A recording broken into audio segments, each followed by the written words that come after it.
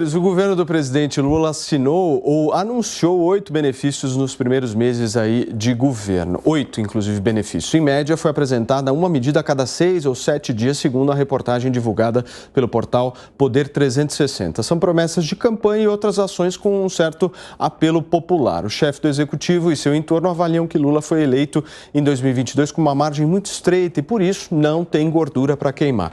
A ordem é evitar ao máximo alguns desgastes políticos e o que eu quero entender de vocês é as promessas que foram feitas na campanha conseguirão ser cumpridas, ou pelo menos inicialmente, porque aquele discurso, se vai ter picanha, se não vai ter picanha, é um discurso que todo mundo está se perguntando, né? Mas, efetivamente, o governo Lula vai conseguir lidar com a inflação, vai conseguir lidar com a realidade financeira que o Brasil, obviamente, tem atualmente, Nelson? Como é que você vê isso? Bom, ele foi coerente com muitas coisas e incoerente com outras, né? Outras tantas, outras muitas. Tem coisas que não dá nem para cobrar a coerência ou não, porque foram coisas que ele não anunciou, coisas que ele não falou. Por exemplo, em relação à economia. Ele só anunciou quem seria o ministro, qual seria o jeito de tocar a economia do país depois que já estava eleito, depois que já estava assumindo o governo, né? Então, isso aí, para muitas pessoas, foi uma decepção, né? A gente viu aí muitos economistas que fizeram L e que depois, com as políticas econômicas do governo, se decepcionaram amargamente, como se, né, ali ninguém soubesse que o governo Lula teria uma política de aumentar o Estado, de estourar o teto, de gastar mais e de arrecadar muito mais também. Mas outras promessas ele foi deixando pelo meio do caminho. Aquela ideia de isenção do imposto de renda até 5 salários mínimos também, é claro que não seria cumprida. Como é que ele iria isentar uma faixa tão grande do imposto de renda, aliás, a maior parte do imposto de renda, se ele precisa gastar muito mais, se ele estourou o teto em 160 bilhões, se ele agora é o pai de todos os projetos sociais, do Minha Casa Minha Vida, do Bolsa Família, de empréstimo de dinheiro do BNDES para outros países, inclusive, para aumentar com a máquina pública, com mais ministérios, mais assessores, mais ministros, mais despesa de toda a ordem. É claro que ele precisaria arrecadar. Então, ele descumpre muitas promessas, infelizmente isso não não tem a relevância que deveria ter no debate público social, na comunidade como um todo, mas ele vai começando o governo de acordo com o que as pessoas mais espertas esperavam. Mais Estado, mais gasto, mais impostos. Serrão, a expectativa é para essa âncora fiscal, né? Que a promessa do governo, pelo menos, é de ser apresentada agora no mês de abril. Só que isso aí é um papo muito tecnocrático que Lula não leva. Lula, durante a campanha, ele prometeu muita coisa, deixou claro muita coisa que ele faria. Mas no que ele falhou? Ele falhou em não ter apresentado um programa de governo mais consistente, também falhou em não deixar claro, logo no início do governo, qual é efetivamente sua política econômica. Agora ele vem com a promessa da reforma tributária, que é muito difícil de ser mediada no Brasil, vai depender de um acordo dificilíssimo com os governadores e também ele vem falando aí da tal de âncora fiscal. Só que ele está meio sem moral para falar disso, porque ele mesmo, agora no final de semana, num discurso lá em Sergipe, ele exaltou, deu parabéns aos parlamentares que antes mesmo dele assumir o governo, ele já começou a governar, porque ele conseguiu aprovar no Congresso Nacional, com a ajuda daqueles valorosos parlamentares, essa PEC do fura-teto de gastos. Isso foi uma excrescência do ponto de vista da gestão e da questão parlamentar. Foi um absurdo. Então,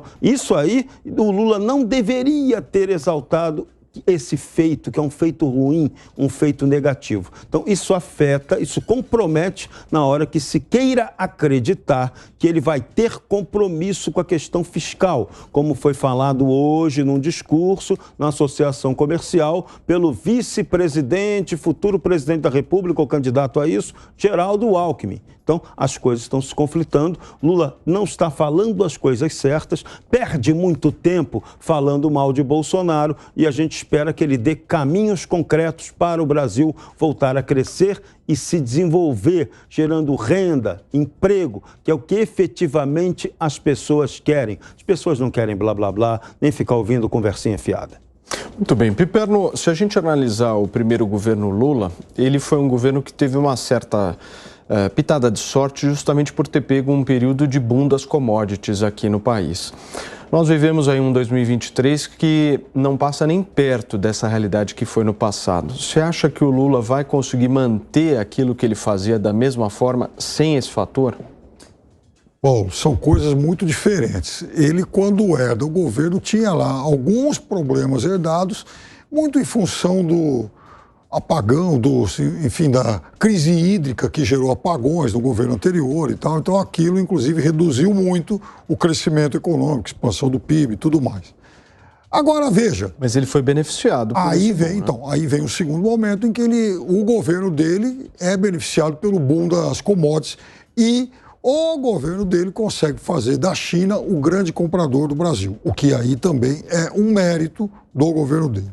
Agora, veja, nesse momento, a gente deixa de discutir uma coisa extremamente importante, que o Brasil de 2022, no cenário de guerra, né, uma coisa lamentável, uma coisa algo que todos nós condenamos, o Brasil talvez tenha sido o país que mais tenha lucrado com a questão dos preços elevados das commodities a partir da eclosão da guerra. Por quê?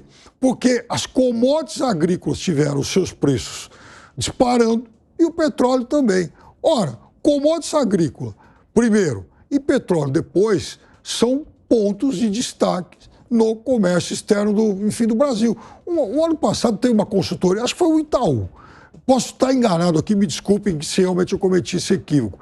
Lá para fevereiro, março, estava prevendo que o Brasil fosse, por exemplo, ter um acréscimo de 53 bilhões de dólares nas exportações por conta disso, da majoração dos preços das commodities agrícolas e também do petróleo. Só com petróleo, 21 bi. Então, exatamente. Então, houve também isso, que colaborou para que o Brasil tivesse uma certa expansão ano passado. Agora, também, veja... Mas nada comparado à ordem de grandeza do que foi, né?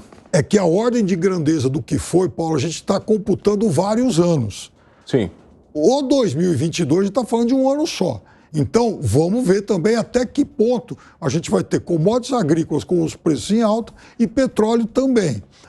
O Lula pode dar essa sorte, pode, por algum outro motivo, os preços dispararem de novo. Isso pode acontecer. Piperno, e o que você acha do modo como o governo vê isso, por exemplo, tributando agora a exportação? Péssimo. Diante de uma coisa tão boa, uma coisa que poderia ser uma joia na mão do governo brasileiro, eles poderiam explorar para desenvolvimento econômico, melhorar o agronegócio, tecnologia, automação, tudo. O que ele vai fazer? Ele cresce o olho para pegar uma fatia de imposto. Então, tem uma fatia de imposto em petróleo e não tem no agronegócio. Mas vai ter agora, na exportação. Aí eu não sei. Por isso que o Congresso pode não aprovar. Quem foi que disse que vai ter no agronegócio? Pode pesquisar. Quem está na nossa audiência? Pesquise. Não, foi promessa de campanha. Quem foi que disse, quer dizer, calma, quem foi que disse que vai ter imposto sobre as exportações do agro? Ameaça de campanha. Todo mundo sabe disso. Ameaça de campanha. Quem é todo mundo? Quem do governo falou isso? O Haddad falou isso? Não. O Alckmin falou isso? Mas a ameaça de campanha foi dito isso. Gente, quem foi que falou? Nós estamos propagando boato de novo. Quem foi do governo que disse isso? Se alguém do governo falou, olha, então a partir de agora nós vamos também taxar as exportações, ok, vou falar aqui, olha, errei. Mas quem foi que disse? Existe alguém que tenha dito isso? O Lula falou isso? O Haddad falou isso? O Alckmin disse alguma coisa a respeito? Se algum dos três falou, por favor, me corrijam. Mas lá na zona depois do de eleito. Na zona do Meretrício disseram que o governo botou a cabecinha com essa história do óleo cru.